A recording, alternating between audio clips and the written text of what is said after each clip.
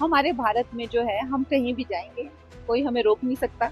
और चाहे जिसे कहते हैं ना कि अगर नफरत करने वाले कुछ है तो प्यार करने वाले उससे। तमिलनाडु में मैंने डॉक्टर जे ललिता का जो किरदार निभाया है, आप मानेंगे नहीं, हमारे ऑपोजिशन के जो एमपीज हैं जो वहां पे बैठे होते हैं, हम उस दिन वोटिंग कर रहे थे तो एक लिस्ट में लाइन लगी थी, लाइन से जाते हुए 3-4 लोग मुझे तलैवी कहते हुए गए, तो इतना प्यार मुझे करते हैं। तो ऐसा इसकी कोई बात नहीं है, किसी एक व्यक्ति की कुछ कहने से क्या फर्क पड़ता है।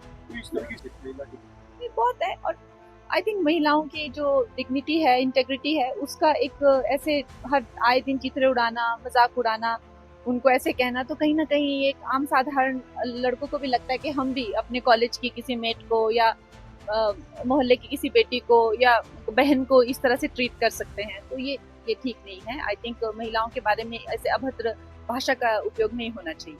मैम इससे पहले भी बहुत राशि दी हुई है, 2200 करोड़, 2300 करोड़, 1800 करोड़, 800, ऐसे न जाने कितनी राशि। आप चाहें तो मैं आपको फिनांस डिपार्टमेंट के थ्रू, नड्डा जी की टीम के थ्रू एक पूरा भेजूंगी कि अब तक हमने कितना रिलीज किया हुआ है पैसा यहाँ पर हिमाचल गवर्नमेंट के लिए।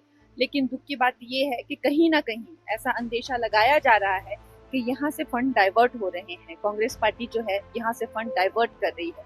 ये करप्शन के उन पर बहुत भारी चार्जेस जो है लग रहे हैं। तो ये चिंता का कारण है।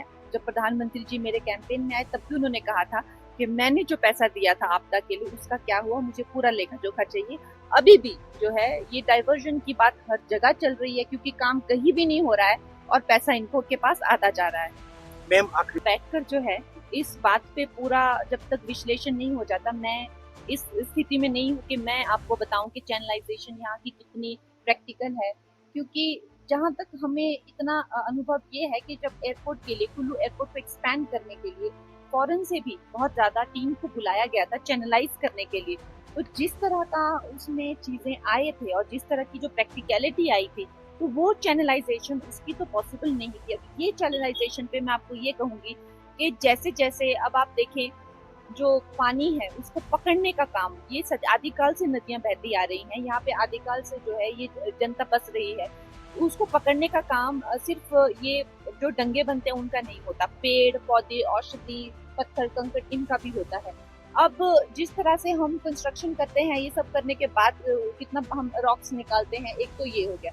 दूसरी चीज, जो पेड़ हम लोग काट रहे हैं, अब जैसे देवदार का प्रकृति ने यहाँ पे, या देवदार का पेड़ उसकी जड़ें कितनी डीप होती, काट काट कर हम सेब के बागान लगा रहे हैं। उसके उपरांत जो है यहाँ पे सरकार मिलकर जो है वो घोटाले जो कर रही है, लकड़ी के बेच रही है पूरी लकड़ी, और जंगल के जंगल पूरे नंगे कर दिए। तो उसके करके सबसे ज्यादा जो है वो ये चीजें होती है।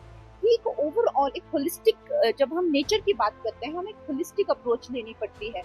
हम एक जस्ट एक कॉन्क्रीट उसमें नहीं जा सकते कि हम लोग जो है सिर्फ दीवार लगा के, होलिस्टिक अप्रोच है ताकि जो भी हम करें वो सस्टेनेबल हो। इसको लेकर एक टीम दिखानी चाहिए, इसको लेकर एक प्रैक्टिकल सोल्यूशन, और जो एक्सपर्ट्स हैं वो आपको दे पाएंगे, उसकी भी मैं मांग करूंगी मुख्यमंत्री जी से और केंद्र सरकार से कि उसके लिए भी एक प्रोजेक्ट बनाया जाए।